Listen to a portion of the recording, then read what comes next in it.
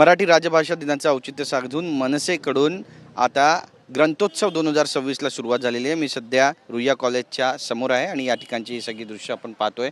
या ठिकाणी एक भव्य असं पुस्तकाचं प्रदर्शन जे आहे ते इथले आयोजक ॲडव्होकेट वैभव करंदीकर यांच्याकडून भरवण्यात आलेलं आहे आणि दरवर्षी सालाबादाप्रमाणे यावर्षी सुद्धा बरीच विविध विषयांची जी पुस्तकं आहेत ती या ठिकाणी वाचकांसाठी ठेवण्यात आलेली आहेत। असं म्हणतात की वाचाल तर वाचाल आणि त्यामुळेच या संकल्पनेतून आपण पाहतोय की विविध जी पुस्तकं आहेत त्यांची प्रदर्शनी या ठिकाणी भरवण्यात आलेली आहे आणि वाचकांचा सुद्धा तितकाच चांगला प्रतिसाद याला मिळताना आपल्याला पाहायला मिळतोय। आपल्यासोबत करंदीकर साहेब आहेत, आपण त्यांच्याशी बोलणार आहोत।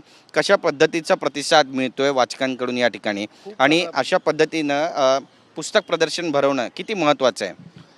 हे खूपच महत्त्वाचं आहे आणि प्रतिसाद म्हणाल तर दररोज आज जरा रविवार असल्यामुळे थोडं दुपारची वेळ आहे, नाहीतर खूपच लोक असतात आपल्याकडे, कॉलेजची मुलं असतात मुख्यतः, आणि वाचन केलं पाहिजे लोकांनी। वाचन ही संस्कृती आहे। कुठचा समाज असतो हा सुसंस्कृत असतो, हा जो वाचतो समाज, ज्याच्यावरती पुस्तकामध्ये उलाढाल होते पुस्तकांमध्ये, तो समाज सुसंस्कृत असतो।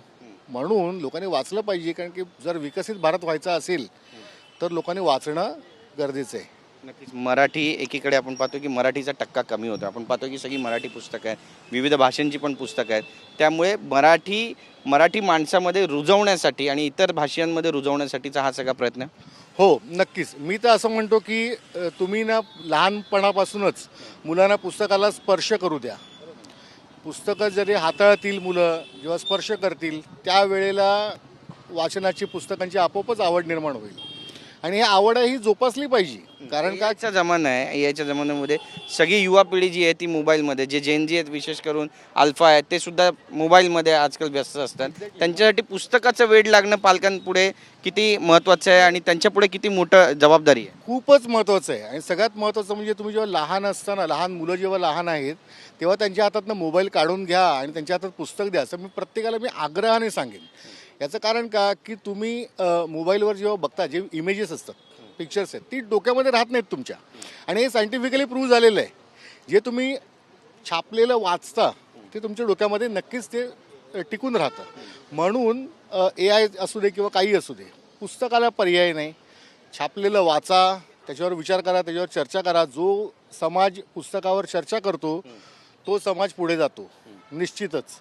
आणि जिथे ग्रंथालय आहेत, जिथे वाचन व्यवहार आहे, तो त्या समाजामध्ये सुसंस्कृत लोक निपजतात आणि प्रगती होते। नक्की धन्यवाद तुमच्याशी बातचीत केल्याबद्दल। तर आपण पाहतोय की जे वाचतात त्यांची प्रगती होते आणि त्यामुळे लहान मुलांना विशेष करून पुस्तकांची आवड त्यांच्यात निर्माण व्हावी याची जबाबदारी पालकांनी सुद्धा घेणं तितकंच गरजेचं आहे। मोबाईलच्या ऐवजी मुलांना जर पुस्तक दिलं तर भावी पिढी निश्चितच चांगली होईल आणि त्यांचं भविष्यही उज्ज्वल होईल। कॅमेरा पर्सन चरण मार्गमसह गिरीश गायकवाड, TV9 मराठी, मुंबई।